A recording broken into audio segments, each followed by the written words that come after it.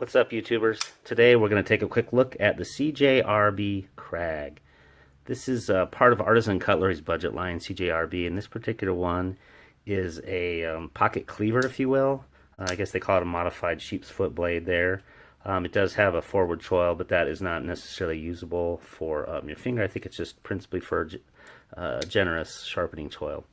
This particular one is 0.3-inch blade stock, and I think the reason that is important, normally I don't fret statistics entirely, but for this one, if it's going to be a cleaver, it's going to be used in the kitchen and cooking, and it needs to be able to cut through food well, and that it did. I'll go ahead and interweave in some of the examples of the food that I cut in there.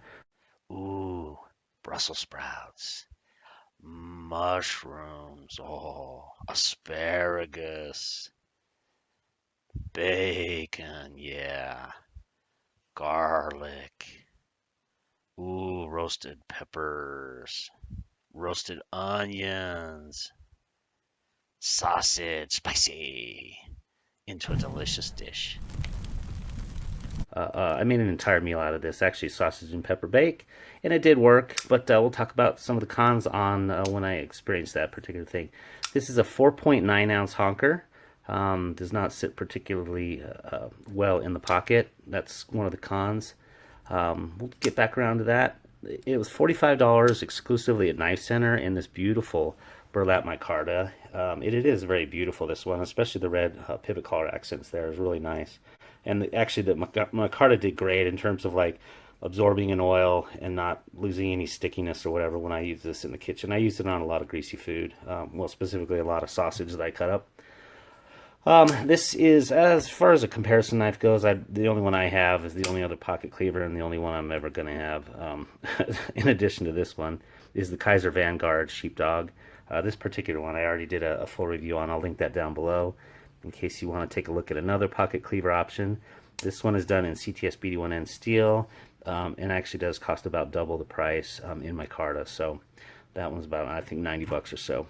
As I said before, this is a $45 knife at Knife Center. It's their exclusive burlap micarta, and actually that was definitely one of the strong things of it.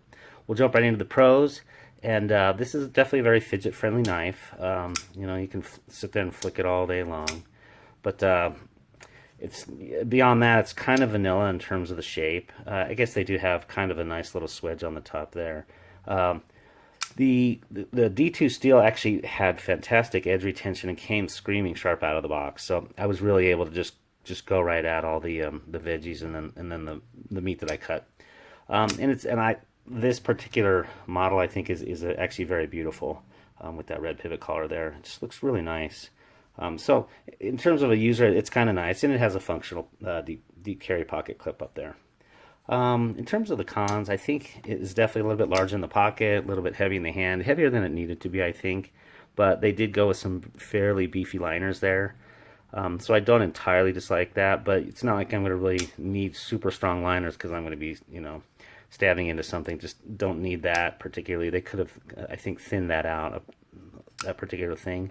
And then really, the only other thing that I think they really missed for this budget cleaver was, the Kaiser missed this one as well.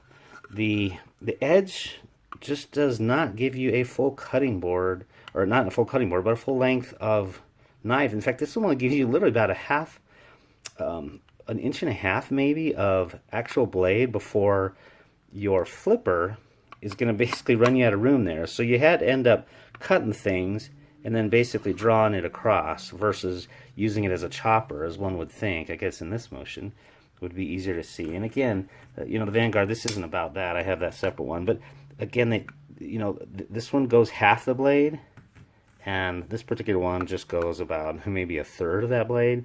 So there are solutions around this. In fact, I know Kaiser's already started implementing ones that have that don't have flippers on them, so you can get the full edge of the blade onto the board, and they'll just have opening holes on that. So I think that might be a future thing.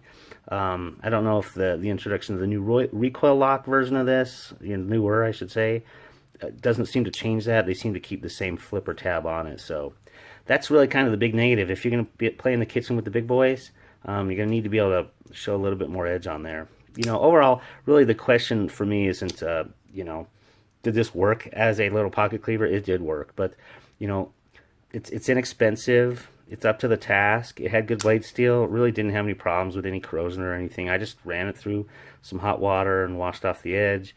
Let it dry out the next day, and you know, no signs of corrosion or anything. So overall, yeah, it's an inexpensive cleaver if you're into pocket cleavers. I'm not, and this will probably be where my pocket cleavers end. This might be a good option against some of the others out there. I think they're probably all similar, maybe a little bit well, not gadgety. I was going to say a little bit gimmicky. Gimmicky gadgets is what I was trying to say. And so, you know, if you're into the pocket cleaver thing, this is not a bad budget option. Hope you enjoyed this, and have yourself a great day. Take care now.